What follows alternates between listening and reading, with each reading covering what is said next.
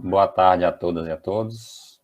Dando continuidade à nossa semana temática de sistemas dinâmicos da UFBA, agora na sessão da tarde, a gente vai começar com o mini curso do professor Arlane Vieira, da Universidade Federal do Maranhão, em que eu aproveito aqui para, em nome da comissão organizadora, agradecer o aceite e a disponibilidade do professor Arlane estar aqui contribuindo com a nossa semana temática de sistemas dinâmicos. Então, muito obrigado. E o mini curso é intitulado Dinâmica de Funções Inteiras e Transcendentes. Professor Alane, a palavra é sua. Obrigado, Kleiber. Uma boa tarde a todos e todas. E mesmo agradecer ao interesse de quem vai assistir a gente posteriormente. Agradecer ao convite do professor Kleiber. Para mim, fui pego de surpresa e é uma honra muito grande aceitar o convite e poder contribuir com a semana. Agradecer a Cris também e, em geral, toda a comissão organizadora dessa semana que está tão muito bem feita, bem organizada. Eu vou falar um pouquinho sobre dinâmica de funções inteiras transcendentes, mas no sentido de apresentar alguns resultados que são já conhecidos, desde próximo da sua origem, mas que haviam sido demonstrados usando técnicas mais sofisticadas. A intenção aqui, na verdade, é fazer um convite aos estudantes para estudar essa área que é tão vasta e tão bonita ao mesmo tempo, não só do ponto de vista matemático, mas também computacional, e também mostrar um pouquinho da beleza e da mágica da análise complexa, como que a gente usa resultados que são, eu diria assim, básicos, porque vem de um curso inicial de análise complexa, para se conseguir resultados muito bons, né? Lá na origem, a dinâmica complexa tem uma história razoavelmente longa. Ela começou com o estudo local da dinâmica em torno de pontos fixos ou pontos periódicos. Então, por volta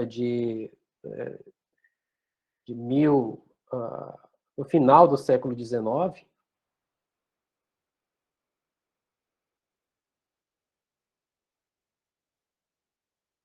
o que se conhecia basicamente era o que acontecia com a dinâmica próxima de um ponto fixo, aqui para simplificar, né? Tinha a linearização da função próxima de ponto fixo, em atrator, repulsor e alguns resultados parciais. Uma das grandes dificuldades, na época, era estender esses resultados para a dinâmica global, no espaço de fase inteiro, que era ou plano complexo, ou, de fato, a esfera de Riemann. Para a gente começar apresentando esses conceitos bastante elementares, e depois eu vou retomar um pouco da história, eu vou começar falando do que de fato é o nosso contexto, que é o mundo das funções holomorfas. Para quem não viu ainda, ou já sabe, vai ser um tipo de revisão, mas eu vou tentar apresentar aqui desde os conceitos bem elementares até o resultado de dinâmica que a gente está interessado. Então, primeiro a gente vai considerar funções definidas em subconjuntos do plano. Esses subconjuntos, em geral, eles são o que a gente chama de domínios. Domínios aqui são abertos e conexos.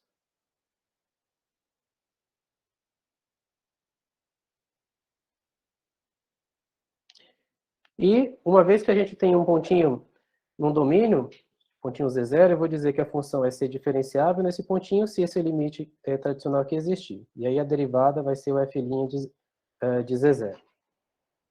Quando a função é C diferenciável em todos os pontos desse domínio, a gente diz que a função é holomorfa no domínio, né? Holomorfa nessa região U que aparece aí. Função ser holomorfa e admitir uma série de potências local também são equivalentes, mas em tudo que eu vou abordar aqui, eu não vou usar representação por série de potências, né? Série de Taylor, por exemplo. O conjunto especial que eu quero considerar nessa discussão é justamente o conjunto de todas as funções que são inteiras transcendentes. São aquelas funções que são holomorfas no plano inteiro, mas não é uma função polinomial. Tá? Esse conjunto a gente vai indicar aí pela letra E, né, e vai representar as funções inteiras transcendentes. Por que a gente, nesse momento, tem interesse nesse caso? Bom, em geral, a dinâmica ela é analisada, o interesse da dinâmica em um determinado conjunto, ela é analisada pela complexidade das órbitas que são induzidas naquele sistema. O que são órbitas? É o que a gente está falando aqui. Órbitas são induzidas por iterações de uma função f numa determinada região. Então, o interesse aqui é considerar um ponto, olhar para a imagem desse ponto pela função f, vai dar o f de z z zero, aplica a função novamente, itera, e assim por diante. Isso vai dar uma coleção de pontos que a gente diz que é a órbita do pontinho, do ponto z0. O nosso interesse aqui é analisar um tipo específico de dinâmica induzida dessa forma, no sentido de funções analíticas. Em geral, quando a gente considera um conjunto, um domínio qualquer do plano, ou da esfera, deixa eu escrever aqui para fixar, você pega um conjunto D, aqui na esfera de Riemann, então tem alguns casos de dinâmica que são interessantes, dinâmicas induzidas por funções holomorfas desse conjunto D nele mesmo.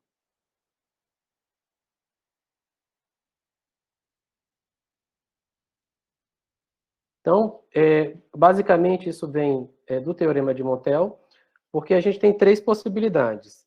Quando você olha para o complementar desse conjunto na esfera, vou representar assim a cardinalidade, então tem três possibilidades. Se esse complementar for maior ou igual a 3, a dinâmica é, digamos, mais simples. Simples num certo sentido. Isso porque, nesse caso, esse conjunto aqui é hiperbólico.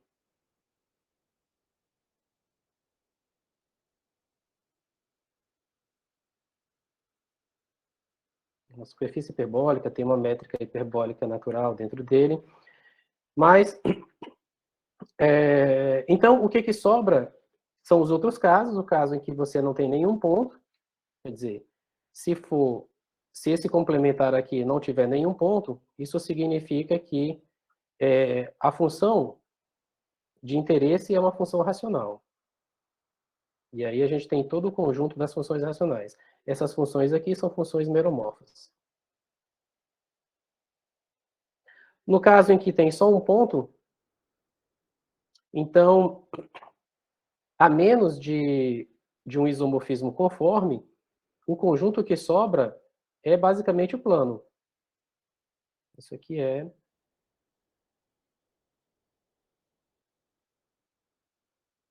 basicamente o plano, e F é inteira.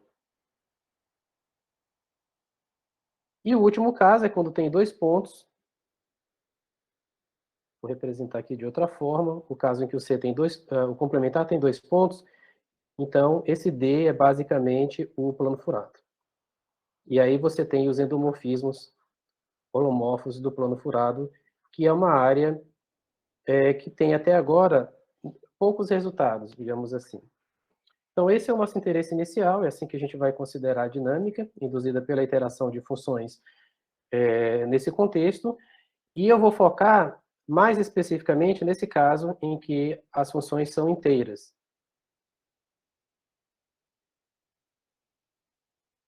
E aí, no caso em que as funções são inteiras, tem duas possibilidades. As funções são polinomiais, que você pode pensar que é o caso racional, ou não é polinomial, que a gente chama de função inteira transcendente. Bom, em geral, o estudo dessa dinâmica de iterações de funções holomorfas teve esse estudo inicial que foi local, mas ele se expandiu com a promoção de um prêmio dado pela Academia Francesa de Ciências no ano de 1918. Nessa época, o Pierre Fatou, ele já trabalhava em dinâmica de funções holomorfas, mais ou menos em 1906, ele publicou um artigo tratando da dinâmica de uma função holomorfa racional específica, de grau K, mas nesse ano ele já tinha alguns resultados e escreveu um longo trabalho, mais ou menos 200 páginas, para submeter a esse prêmio. E, historicamente, né, algumas referências mostram que Gaston Juliá também, em função dessa premiação, também escreveu um longo trabalho para submeter. No final, Juliá venceu essa premiação, mas depois a academia também premiou o Fatou com um prêmio no valor menor. Com isso, eu quero dizer que o caso que a gente está estudando, que é o de dinâmica de funções transcendentes, não foi desenvolvido mais ou menos nessa época, mas esses mesmos resultados foram expandidos ou estendidos pelo Pierre Fatou mais ou menos em 1926. Tem também um longo artigo tratando de casos que são possíveis de se estender dessa dinâmica. A ferramenta básica que eles usaram à época para apresentar esses resultados da dinâmica global de funções holomorfas foi os resultados dos trabalhos do Montel em famílias normais. De fato, a história conta que as pessoas que trabalharam anteriormente em interações, mas no caso da dinâmica local, não conseguiram expandir seus resultados em função de não ter esse trabalho que trata de séries e sequências de funções analíticas, que foi desenvolvido pelo Montel. Lembrar também que esse mesmo trabalho de funções holomorfas, de sequência de funções holomorfas, foi desenvolvido a partir de outros resultados mais gerais do Asel-Ascoli, dos dois, na verdade.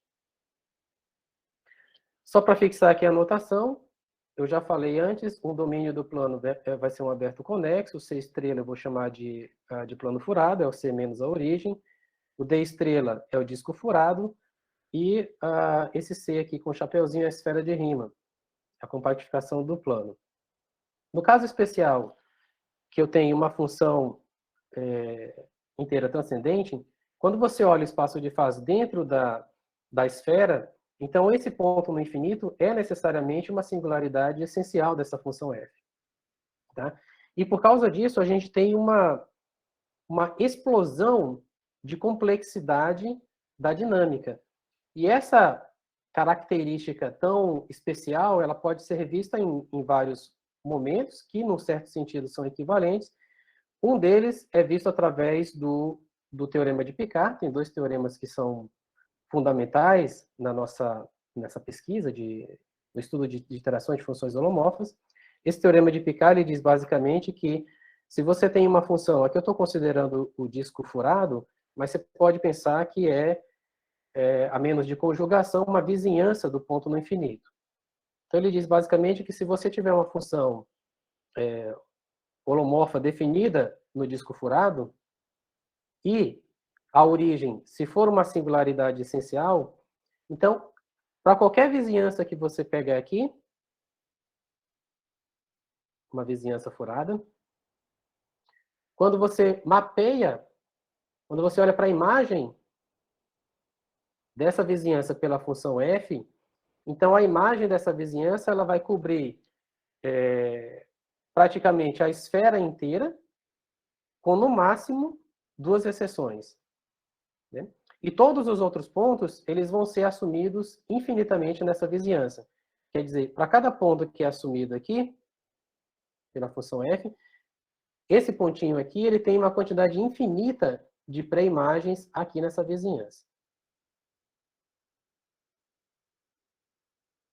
Então é um resultado fantástico e que diferencia de forma expressiva a dinâmica de funções inteiras transcendentes da dinâmica, por exemplo, de funções racionais. Tem um outro resultado também muito importante, A gente chama de pequeno teorema de Picard.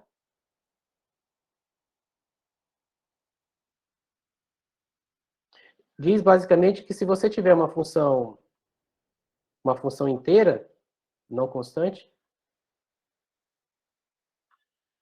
então a imagem do plano pela função, ela cobre praticamente o plano inteiro, com no máximo uma exceção.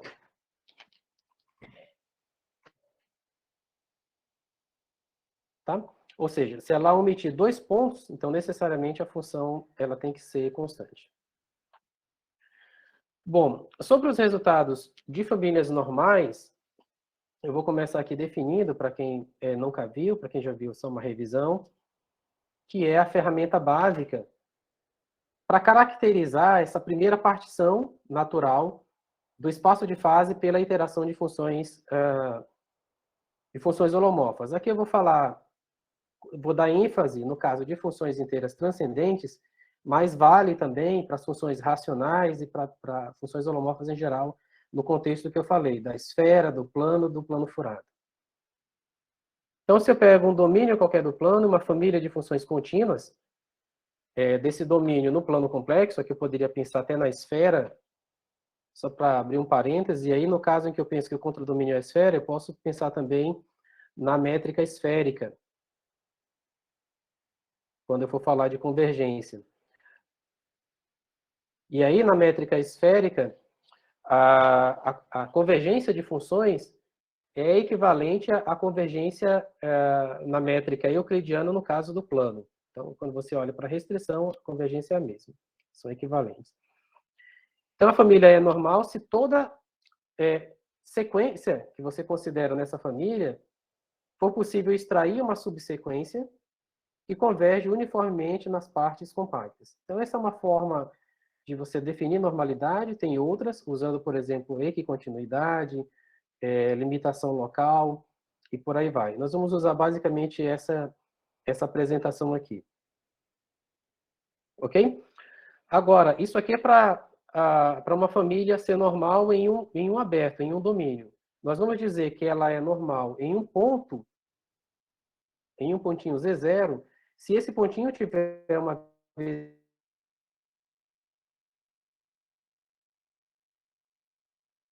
validade em pontos aqui. Quando eu tenho essa família, faz sentido, então, olhar para a reunião das imagens dos elementos dessa família, né? E aí o Montel provou um teorema que é fantástico, às vezes é chamado de critério de normalidade de Montel, que diz que no caso dessas funções, quando você olha para o complementar dessa imagem, se esse complementar tiver 2 pontos ou mais, então necessariamente essa família é normal. Critério de normalidade.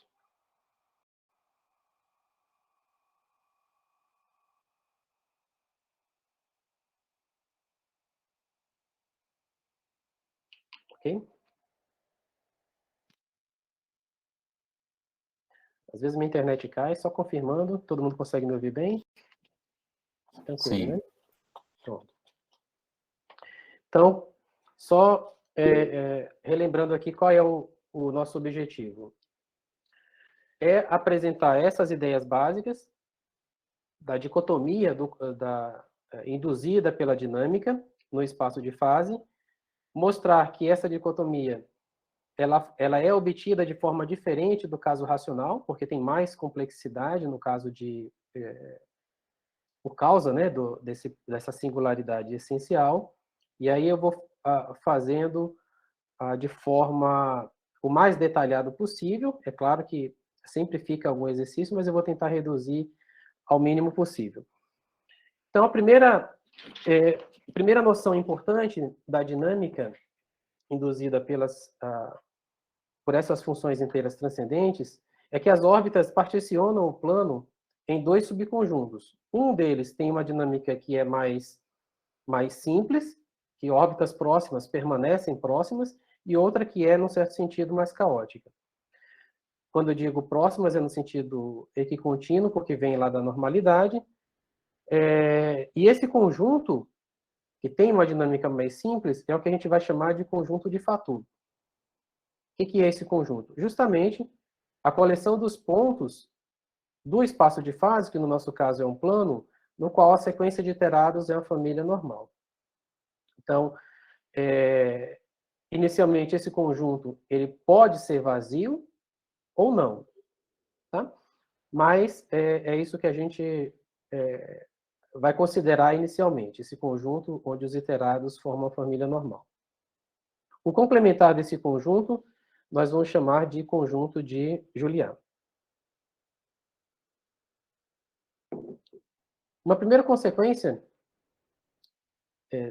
dessa definição é que necessariamente o conjunto de Fatou, que pode ser vazio, né, necessariamente ele é um aberto. Isso não é muito difícil de se pensar, porque se você sabe que a função, que o ponto está no conjunto de Fatou, tem um ponto Z0, se ele pertence ao conjunto de Fatou, então tem uma vizinhança desse pontinho aqui, em que a sequência de iterados forma uma família normal. E se você pegar qualquer pontinho, outro ponto nessa vizinhança, pega um W aqui, por exemplo, você pode usar até a mesma vizinhança para esse W, e aí você vai ter também um aberto, no qual a família de iterados também a família é normal. Portanto, esse conjunto necessariamente é aberto, né? E o complementar é um fechado por definição. Então, você tem uma primeira definição. Aqui eu vou apresentar alguns exemplos, só para a gente ter uma ideia da beleza e também da complexidade que você vê quando se plota essa dinâmica no plano. Nessa primeira figurinha, a gente tem o conjunto de Julian dessa função, que é uma função inteira transcendente, o f de z igual a 2π e elevado a z. Nesse caso aqui, a gente consegue provar, verificar, que o conjunto de Julian é o plano inteiro. Então, o plano inteiro, você vai ver mais ou menos essa imagem. E essas estruturas que a gente observa, que parecem buquê de flores, né, que dá para observar aí, é uma estrutura topológica que a gente chama de buquê de Cantor. Tem toda uma pesquisa relacionada a esse tipo de estrutura. Mas eu não vou entrar nesse assunto aqui. Aqui tem um outro exemplo, a gente também tem buquê de Cantor, que aparece aqui em vermelho, que é da família do seno complexo.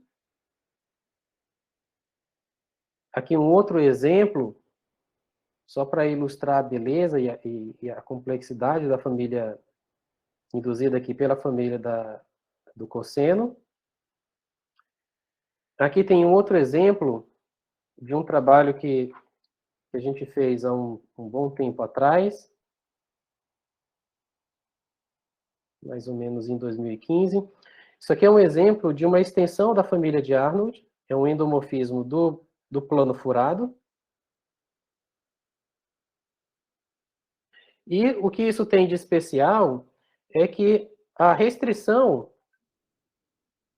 dessa família ao círculo unitário que aparece aqui é um homeomorfismo analítico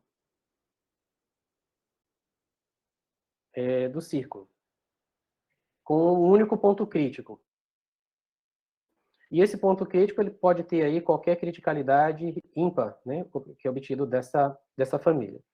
Do lado esquerdo, a gente vê algumas regiões que em violeta aí, que são especiais.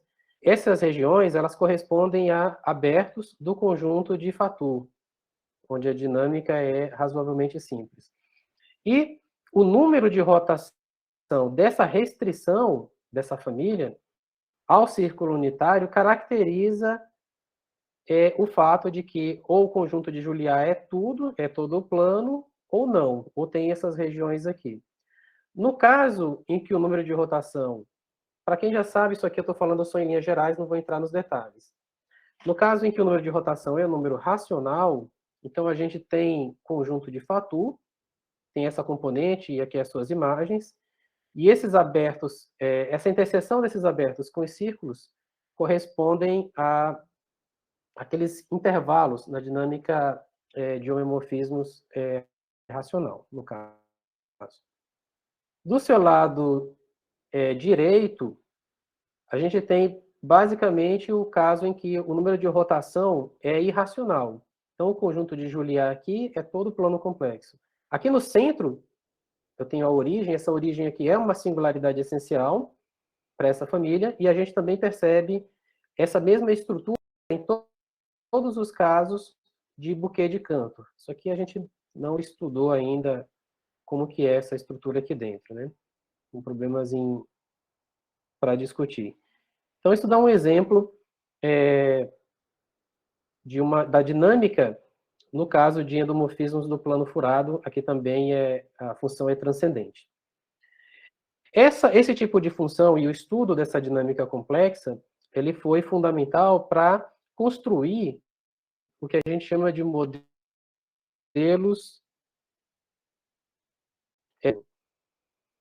tá? E aqui foi construído com qualquer criticalidade, de qualquer ordem ímpar. Tá?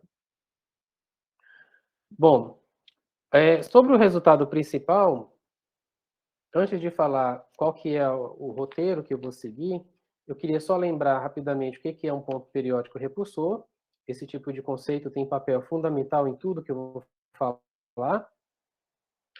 Então, aqui eu estou escrevendo em geral, se você tiver uma função holomorfa de D em D, então o pontinho Z0 de D ele é um repulsor, se quando você deriva, aqui a pésima derivada, né, estou falando que é um ponto periódico de período P, então o módulo da derivada desse iterado é maior do que 1.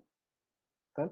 O conjunto de todos os pontos periódicos repulsores eu vou denotar assim, rep de F, e o teorema que eu vou tentar abordar juntamente com essa revisita análise complexa até o final, esse teorema 3. Quer dizer, vamos provar que se eu tiver uma função inteira transcendente, então necessariamente o conjunto de Julia é não vazio, que ele é perfeito, e aí eu estou só relembrando que é um fechado e sem ponto isolado, localmente não enumerável, e também ele coincide. Interessante observar que nos trabalhos originais, no trabalho do Fatou e do Juliá, o Juliá já defendia o seu conjunto, que tinha um conjunto, falava que era um conjunto de não normalidade, ele já definia como o fecho das órbitas periódicas repulsoras. Então, ele definia o conjunto de Juliá dessa forma, o conjunto de Fatou seria o complementar, o conjunto de normalidade. No caso do conjunto de Fatou, o conjunto de Juliá, em sua definição, era o conjunto de não normalidade no sentido de Montel. E depois foi provado que, na verdade, essas duas definições são, de fato, equivalentes. No caso da dinâmica racional, não é muito difícil de você, por exemplo, provar que o conjunto de Juliá é não vazio, que tem pontos periódicos. Né?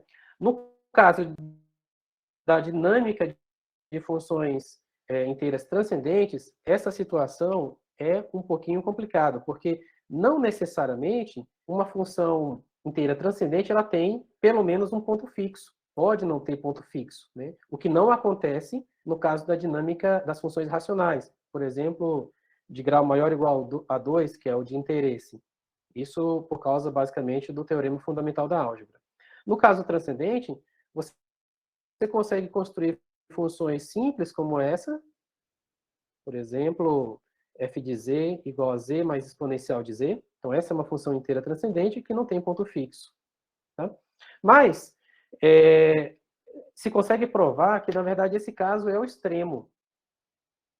E a gente vai tentar provar isso, se der ainda hoje. Que, na verdade, apesar de você não conseguir garantir que tem ponto fixo, mas necessariamente ou tem ponto fixo ou vai ter um ponto periódico de período 2. A gente vai apresentar uma prova mais ou menos moderna desse fato. De fato, resultados mais gerais são conhecidos. Tem um resultado que é conhecido já há muito tempo, que foi provado pelo Rosenblum, já, eu acho que foi na década de 40,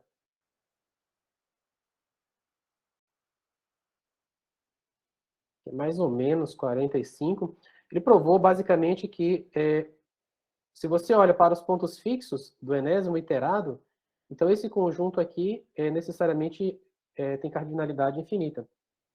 Para todo n maior ou igual a 1.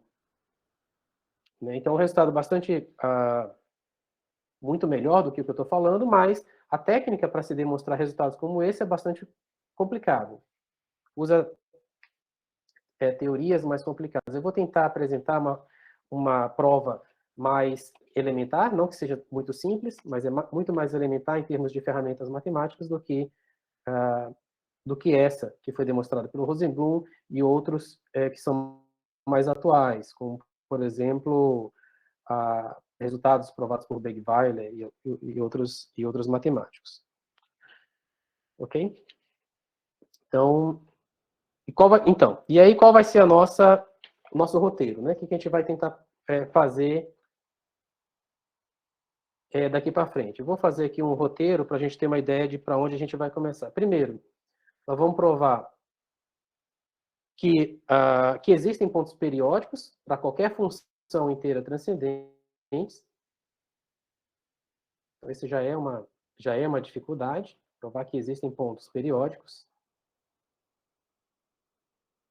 Depois, nós vamos provar que necessariamente o conjunto de Juliá é não vazio. Depois, nós vamos provar que o conjunto de Juliá ele tem pelo menos 2 pontos.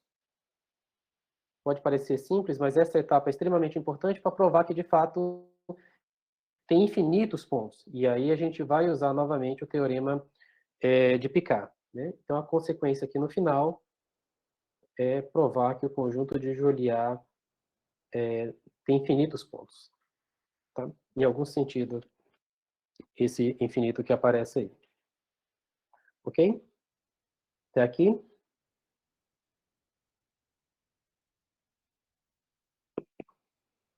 Já gastei bastante tempo. Vou tentar focar nos resultados que a gente vai demonstrar daqui por diante. Então, o primeiro resultado da análise complexa que a gente vai usar, tem os resultados mais fortes, mas eu gosto de mencionar esse, porque já é um dos resultados mágicos e surpreendentes, que é o teorema de Casorati-Weierstrass, que nos diz que se você tiver uma função inteira transcendente, e você considera qualquer vizinhança do infinito, é o que eu estou dizendo aqui, C menos vizinhança furada, né? C menos o fecho do disco de raio R, quando você olha para a imagem dessa vizinhança, então esse conjunto forma um conjunto denso no plano complexo. Então é um resultado que é mais simples do que o teorema de Picard, mas suficiente para o que eu quero provar agora, que é um exercício, e aí eu vou mostrar aqui uma solução desse exercício, que é importante no contexto. Se você tem uma função inteira, injetora, então necessariamente essa função ela é função polinomial de grau no máximo 1. Então ela tem essa forma AZ mais B, de grau 1, na verdade. Tá? Claro, né? Porque se for constante não é injetora. Como que é a prova? Basicamente é usar uma aplicação direta do teorema de Casorati-Weierstrass. Então você considera e você olha para a imagem do complementar do disco unitário. Então a gente sabe que essa imagem forma um conjunto denso no plano complexo, portanto esses dois conjuntos, a interseção entre esses dois conjuntos é não vazia. O F do disco é um aberto, aqui é pelo teorema da aplicação aberta, porque a função F é holomorfa. Então essa interseção é não vazia. Isso significa que tem dois pontinhos, Z1 e Z2, um no disco unitário e outro no seu complementar, e portanto são diferentes, de tal forma que eles têm a mesma imagem. Isso é uma contradição, pelo fato da função ser injetora, e em particular prova que a função ela não é inteira transcendente, quer dizer que ela é uma função polinomial. E aí, nesse caso, só para facilitar aqui, eu vou escrever... Aqui eu já poderia concluir, porque para ser injetora a função tem que ser, polinômio tem que ser de grau 1, mas eu apresento uma prova diferente. Considero a função g, que é o f de z menos o b. Esse b aqui, só para ficar de acordo com a notação, vai ser o f de 0. E a gente observa que para essa definição, o g de 0 vale 0, além dela ser uma função polinomial injetora. Então, se você usar a fatoração, a gente conclui que o g de z é o z elevado a k, esse k é único, vezes uma função φ, que é uma função inteira, e nesse caso também é uma função polinomial, né, para todo z no plano complexo. Ok? E aí, em particular, em especial, essa função φ, ela não tem zeros no plano complexo. E aí, por ser função polinomial que não tem zero, ela tem que ser constante. A gente está chamando aqui essa constante da função φ de azinho. Isso prova, então, que a função f de z é o a vezes z elevado a k mais b. Falta, para finalizar, só falta provar que o k vale 1. E isso é uma consequência direta, né, pelo fato da função ser injetora. Um outro resultado que eu vou precisar ao longo dessa discussão, eu estou colocando aqui como exercício 2, mas é bastante simples. É só fazer a composição e verificar aqui que o a vale menos 1. Quer dizer, se você tem uma função g dessa forma, de modo que o segundo iterado da identidade e que ela seja diferente da identidade, então a vale menos 1. Ok? E o resultado que eu vou provar, como consequência desses anteriores, esse lema 1, que basicamente vai me ajudar a provar que a função inteira transcendente, de fato, tem ponto periódico ou de período 1 ou de período 2. Então, esse lema 1, ele diz que se você tiver uma função inteira, não precisa ser transcendente, com as seguintes propriedades. Essa função g não é a identidade e esse quociente é uma função constante. Então, necessariamente, essa função g é um polinômio de grau no máximo 1. Então, é um lema que é o análogo do caso racional. Bom, para provar, a gente assume inicialmente que a função g não é constante, né? Aqui sem perda de generalidade, porque se a g for constante, a conclusão é imediata e as propriedades também são satisfeitas. A gente pode supor isso. E aí a gente sabe, então, que se eu chamar essa fração de uma constante C, uma constante complexa, então a gente tem essa relação. O G2 menos a identidade é igual a C, que multiplica G menos a identidade. Dessa relação aqui, eu vou considerar alguns casos em relação a essa constante C. Primeiro caso, se essa constante for igual a zero, então eu posso concluir que o segundo iterado é igual à identidade. E quando isso acontece, eu posso concluir, então, que a função g é injetora. Isso aqui não é tão difícil de você verificar, porque se você tiver dois pontos aqui, por exemplo, duas imagens, g de A igual a g de B, então você aplica o G2, que vai dar G2 de A, que é igual a G2 de B. Como o G2 é identidade, isso aqui vai dar o A, isso aqui vai dar o B. Então, nesse caso, a função é injetora. E aí, pelo exercício que eu acabei de apresentar, o exercício 1, a função g é um polinômio de grau no máximo 1. Tá? Então, está de acordo aqui com a conclusão. Quer dizer que a gente pode supor que o c não é zero. Vou considerar no caso em que o c vale 1. E aí, se você substituir nessa relação anterior, o c igual a 1, então você cancela aqui a identidade e conclui que o G2 é igual a G. Bom, nesse caso, a gente pode derivar os dois lados. Lembra que a função g é uma função inteira. Então, eu obtenho essa relação aqui. A derivada da função g aplicada em g de z é a derivada da g em z igual à derivada da g em z. Mas, se eu considero o conjunto dos pontos críticos da função g, que eu estou chamando aqui de g de z, g', então, fora desse conjunto, eu posso cancelar esse g' de z e vou concluir que o g' aplicado em g de z vale sempre 1, para todo z no plano complexo. Agora, observando, então, que Esse conjunto é um conjunto discreto, porque a função é holomorfa e é não constante, aqui por hipótese. E observando que o G do plano é um aberto, então a gente pode concluir, então, que a função, a derivada, o G', nesse conjunto do plano, menos os pontos críticos. Então, nesse aberto aqui, a G' vale sempre 1. E aí, aqui eu posso aplicar o princípio da identidade para concluir, de fato, que a função G', na verdade, ela é identicamente 1, né, considerando agora no plano inteiro, no plano inteiro e, consequentemente, a função G de Z ela tem essa forma. Aqui, nesse caso, A vale 1, né, necessariamente. Ok? Então, isso prova o caso 2. Bom, no caso 3, a gente já pode supor, então, que o C nem é o 0 e também não é o 1. E aqui, se eu usar aquela mesma relação inicial, eu posso derivar novamente, agora vai aparecer essa constante C. Se eu associo essa parcela aqui do G' aqui no primeiro membro, eu vou obter a seguinte relação. Essa diferença aqui multiplicado pelo G' vai dar sempre essa constante 1 menos C. E aí, como eu estou supondo que o C é diferente do 1, quer dizer que esse produto aqui é diferente de 0. Necessariamente. Ok? Então, o que eu posso concluir?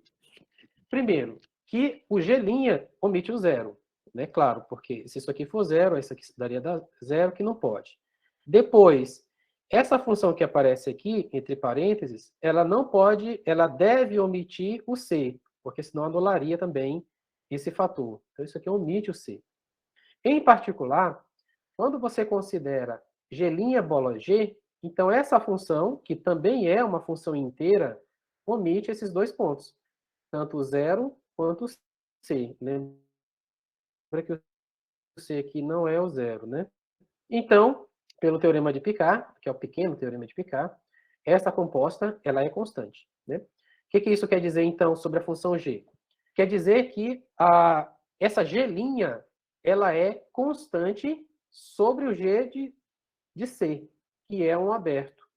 E aí, novamente, usando o princípio da identidade, a gente conclui que o G' é constante em geral, em todo o plano. E, portanto, a G de Z também tem esse formato. Aqui ela pode ser constante. Ok? Até aqui?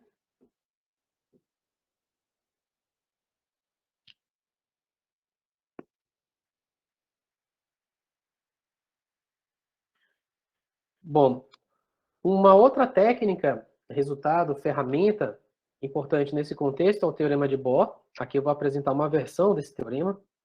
Ele é útil em vários contextos. Vou apresentar uma prova que é importante por causa das ferramentas que aparecem ao longo da prova. Então, o que diz esse resultado?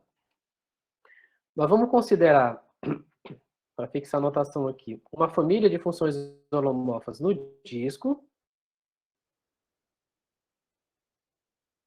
Essa família H que estou considerando são funções holomorfas nesse disco, que tem as seguintes propriedades. Todas as funções preservam a origem e o máximo da função, o módulo máximo da função no círculo de raio meio é sempre maior ou igual a 1. Então, aqui eu tenho o círculo unitário. E eu tenho o círculo intermediário, que é o de raio meio. Então, nesse círculo aqui, o módulo máximo é sempre maior ou igual a 1 para todas as funções. Então, isso aqui é uma normalização dessa família. Você poderia considerar qualquer outro círculo aqui dentro, dependendo do seu interesse. Então, o teorema de Bohr diz basicamente que quando você olha para a imagem desse disco unitário, vou fazer uma figurinha aqui para ilustrar, digamos que esse aqui é o disco unitário, aí a imagem pela função H vai dar um aberto aqui também, do plano, H de D. A origem vai na origem, então vai num ponto aqui. E como esse ponto está no interior da imagem, tem muitos discos contidos na imagem com centro nesse ponto. Você pode considerar vários disquinhos aqui, ó, com centro no zero, todos contidos na imagem. O fato é que a gente considera o disco, que eu vou chamar aqui de disco maximal. Considera o disco de maximal, o disco de raio máximo, contido na imagem. Ok? O raio desse disco aqui, nessa notação aqui, que é o que ele está chamando de C de H. Tá? Então, é o raio do disco maximal contido na imagem. Então, o que o teorema de Bohr diz é que quando você varia esses raios maximais na família, então o ínfimo é sempre positivo. O que, em outras palavras, está dizendo que tem um círculo, que aqui eu vou chamar de círculo maximal, de raio igual a esse ínfimo, que está contido em todas as imagens. Todas as imagens do H variando na família. Tá? Então, esse é o teorema de Bohr, é extremamente importante. Eu vou apresentar uma prova dele aqui, se der tempo. Quanto tempo ainda tem, Cristina?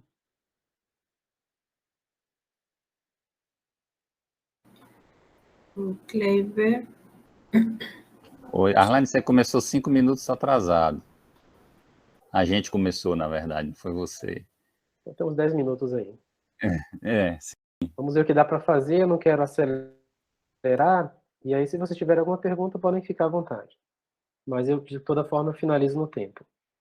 Então, a prova é feita por contradição. A gente supõe que esse ínfimo é zero, né? Consequentemente, tem uma sequência na família de forma que esses raios maximais tendem para zero, quando n vai para o infinito. E aí, nesse caso, como esses valores aqui tendem para zero, né? Esses são os raios maximais. Então, a partir de um certo momento, esse raio maximal aqui, por exemplo, é menor do que 1. Esse momento aqui eu estou chamando de N0. Então, o círculo unitário não está contido na imagem e também o círculo de raio 2 não está contido na imagem. Esse círculo aqui, o de raio 1 e raio 2, eu poderia escolher qualquer outro, desde que fossem diferentes, para fazer uma adaptação aqui do método. Tá? Então, esses círculos não estão contidos. Bom, se a gente renomear os índices dessa sequência de CHN, eu posso supor que o N0 vale 1, que é só uma reorganização, e, portanto, para cada N, vai ter um ponto no círculo unitário, que eu estou chamando de Z1N, e um ponto no círculo de raio 2, que eu estou chamando de Z2N, que não estão na imagem do HN correspondente. Quer dizer, a interseção desses dois pontos, desse conjunto com o HN de D, é sempre vazio. Com essa construção, eu posso definir uma nova função, e essa é uma técnica bastante usual, de uma função que vai omitir esses dois valores. Já vou explicar como é que a gente faz isso. Primeiro, eu vou só falar um pouquinho da compacidade do conjunto que contém essas duas sequências aqui. O Z1N está no círculo unitário, o Z2N está no círculo de raio 2. Então, aqui está mais ou menos uma configuração do que a gente está pensando. Aqui tem o conjunto HN de D, que está o bordo, que está a origem. Esse aqui é o círculo maximal, então o raio é C de HN. E tem o círculo de raio 1 e o círculo de raio 2. Então, veja. O Z1 de N está em cima desse bordo aqui do círculo do raio unitário. E o Z2N está aqui nesse outro conjunto. Então, o mais próximo que esses dois pontos podem estar é de uma unidade. Então, esse pontinho aqui, por exemplo, está por aqui. Quer dizer que a distância entre eles é sempre maior ou igual a 1. E o mais afastado que eles podem estar é aqui em posições opostas em relação à origem. Então, a distância é de no máximo 3. Com isso, eu estou dizendo que a distância do Z1N e o Z2N está sempre entre 1 e 3 necessariamente. Por outro lado, se eu uso a compacidade desses círculos, eu posso supor, e aí eu posso tomar subsequência, se necessário, que o Z1N converge para o Z1, que está no bordo do disco unitário, e o Z2N converge para o Z2, que está no círculo de raio 2. Tá? São dois compactos. Bom, e portanto a gente pode, a partir desses pontos, nesses círculos, posso considerar, como eu falei, uma nova sequência de funções, que eu estou chamando de Gn de Z, que é dada da seguinte forma. É o Hn de Z menos o Z1N, Z2N menos Z1N. O que essa família tem de especial? O que eu posso concluir sobre ela? Algumas coisas. Primeiro, todas essas funções são holomorfas no disco unitário. Cada Gn, ela omite o zero, por exemplo, porque o Hn de Z omite o Z1N. E o Hn de Z, como ela omite o Z2N, então o Gn de Z omite o 1. Então esse Gn, essa família, omite esses dois pontos. E aí, pelo teorema de Montel, nós podemos concluir que essa família ela tem que ser normal. Ok? Lembra o que é normal? Quer dizer que tem uma subsequência que converge uniformemente nas partes compactas aqui do disco unitário. Então, se a gente tomar uma subsequência, se for necessário, a gente pode supor que esse Gn converge para um G que está no H de D. Tá? Então, e aí, eu vou tirar algumas conclusões sobre essa função G daqui a pouco. Primeiro, vamos observar que esse Hn de Z, se eu olhar aqui a definição, ele é dado por essa expressão. Primeira coisa. Né? Outra coisa é que eu posso calcular o limite pontual, aqui pontual, né, da Hn de Z, e aí eu concluo que esse limite é dado por essa fórmula, Z1 mais Z2 menos Z1, G de Z. Isso aqui vai me definir uma nova função, que eu vou chamar de H de Z. Inicialmente eu não sei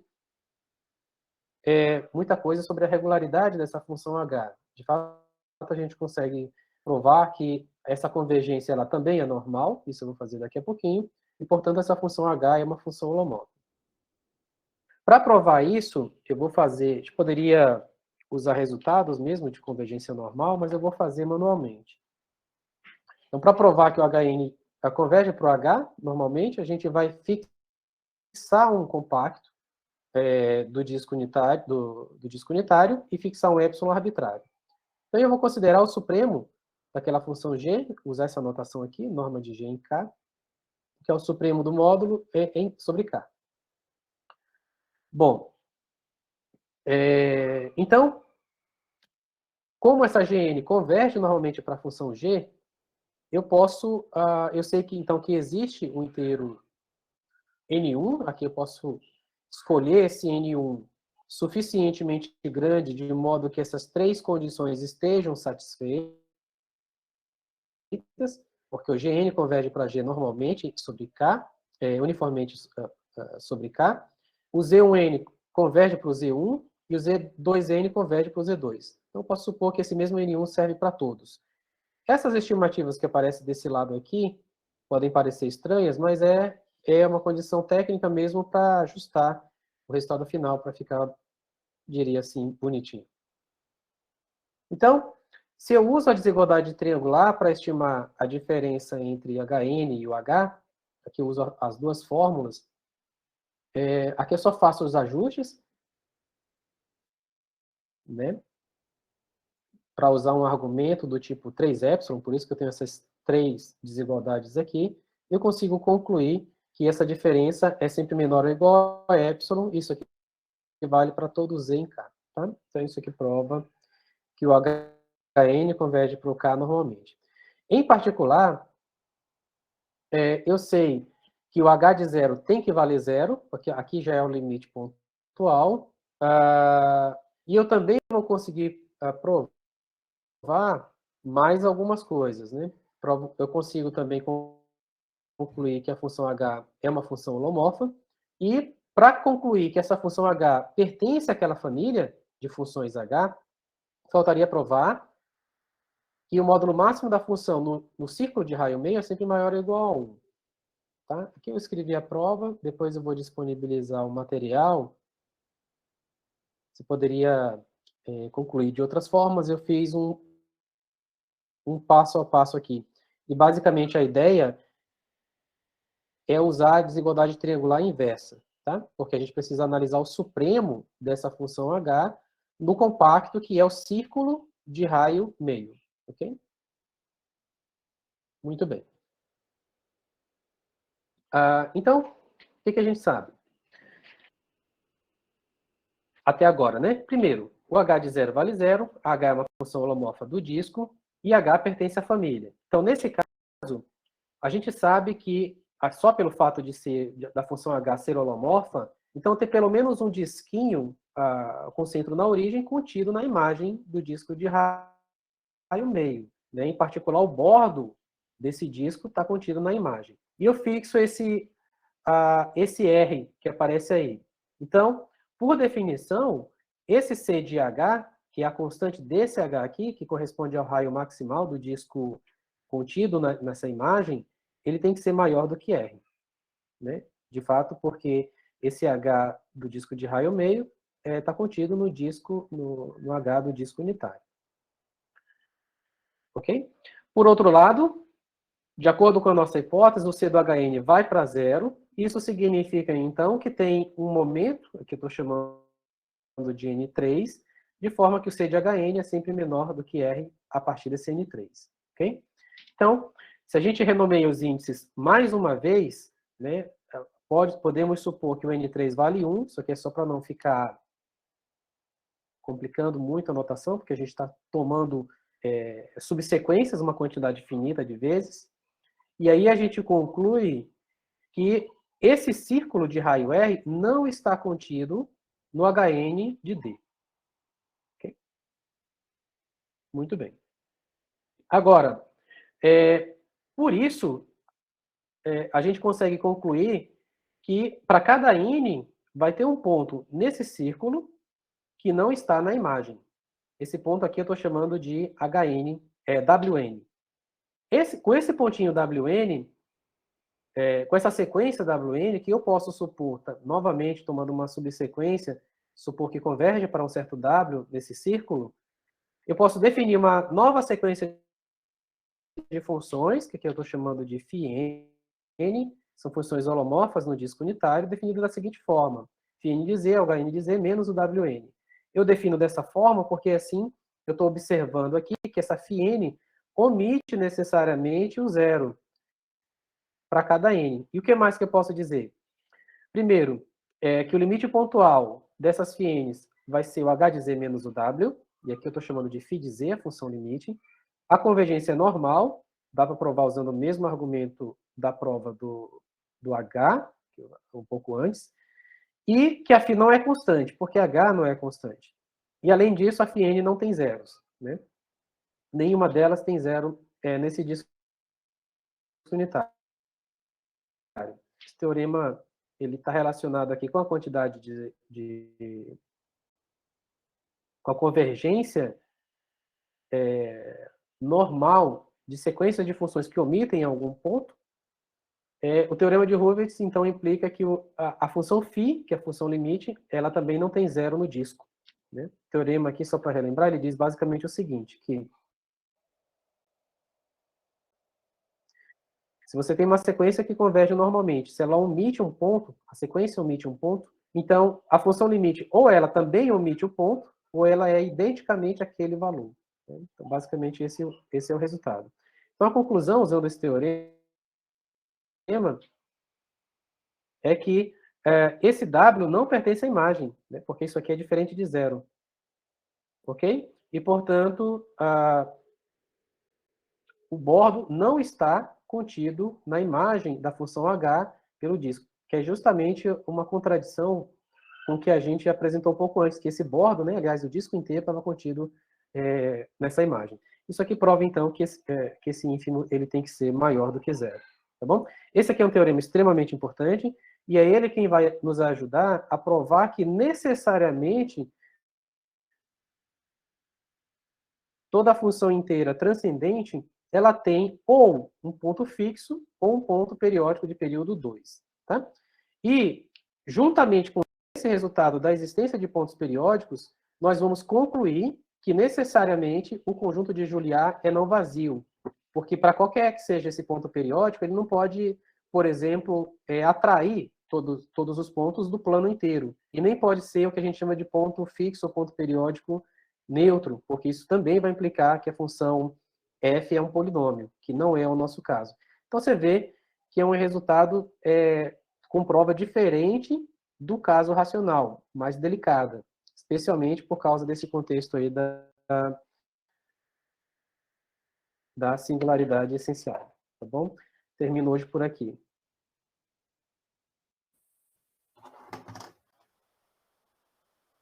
Certo, obrigado, Arlane. Perguntas? Alguém quer fazer alguma pergunta? Algum comentário? Eu gostaria de fazer um comentário. Por favor. Só queria saber uma referência para alguém que for começar a estudar esses assuntos.